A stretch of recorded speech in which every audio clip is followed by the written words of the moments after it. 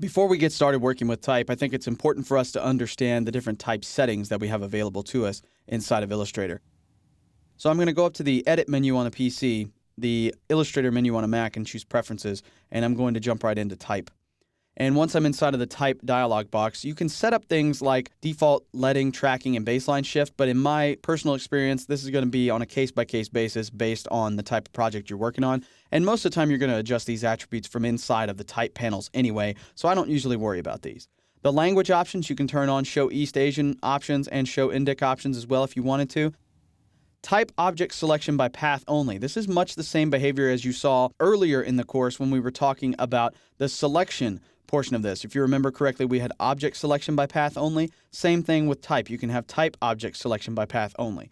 If I were to turn that on and hit OK, and then we create a new document, and we'll just do something like a web document, hit OK, and then I have the type tool selected. I'll just type here, type my name, and let's blow up the text a little bit.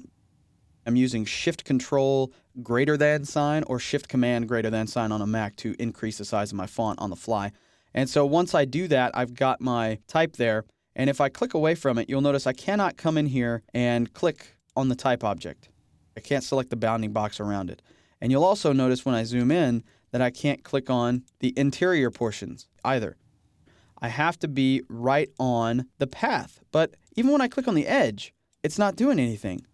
The issue is that type is actually sitting on a path, and the path is a straight path that goes right along the bottom, also known as the baseline.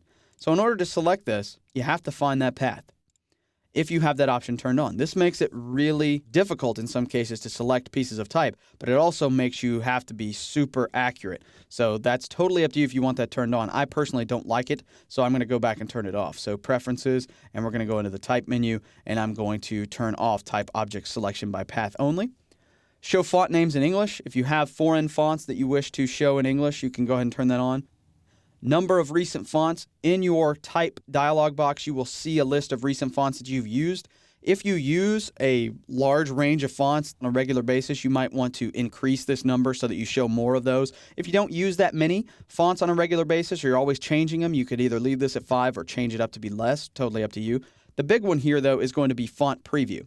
By having font preview enabled, you actually take a little bit of performance away from Illustrator. So turning it off actually gets you a little bit more speed out of the application. But having it turned on, I think, is very helpful, especially for designers who are just starting out, because you might not know what font you want. And so having a font preview turned on enables you to actually see the font that you're working with. By default, this is set to medium. You may want to change it to small. You may want to change it to large. In my experience, it really corresponds to how big your monitor is or what your resolution is set to. Right now, medium is what it's set to. Let's change it to small and see what happens. Let's hit OK. And let's grab the Type tool. And inside of the Type tool, let's go up to the Type menu. Let's choose Font. And see how small these are? Some of these are really hard to read. Some of these are really hard to even see what they look like. I'm not really thrilled with that. I'm going to hit Escape until it takes me out. Then I'll go back to the Edit menu, Preferences, and select Type again. Then we're going to change this from small. Let's go to large. Hit OK. So now we're going to both ends of the spectrum. Type, font. See how much bigger? Very nice. I can actually see a preview of what that font looks like. Gives me a better idea of the look and feel of my type before I even type anything. It's not going to be a significant performance increase if you turn this off, but it will give you a little bit more speed. So if you're working on a slower machine and you're pretty confident in your selection of typefaces, I wouldn't worry about having it turned on. But for now, we're just going to leave it turned on to large. Let's go back now into the Edit menu, Preferences, and go back to Type one more time. You can also enable missing glyph protection. It tells you here that it allows automatic font substitution for missing glyphs. So if you're using a font and it doesn't have a particular glyph inside of that font family, Illustrator will automatically substitute something for it.